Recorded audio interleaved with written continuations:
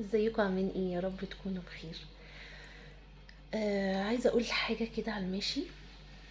آه لو انت ناوي تعمل حاجه والحاجه دي انت شايفها مهمه جدا بالنسبه لك، يعني يا ريت ان انت ما تقولش لحد عليها.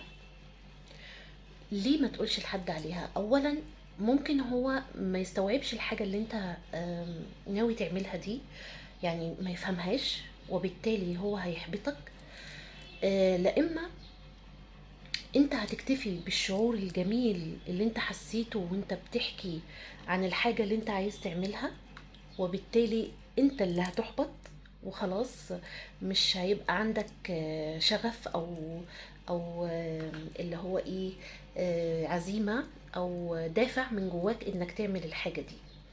لا اما هو ممكن يكون الشخص ده اللي انت بتحكي له او اللي انت هتقول له او ناوي تقول له على الحاجه دي، يكون هو بيكرهك اصلا، ويحاول ان يبوظ لك الحاجه دي عشان ما تعملهاش.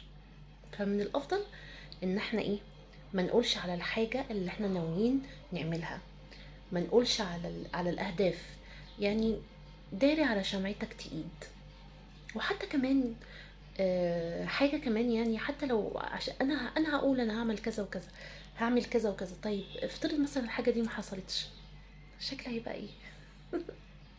اعتقد ان شكلي مش هيبقى حلو. يعني قولوا على الحاجة بعد ما تتعمل يبقى افضل.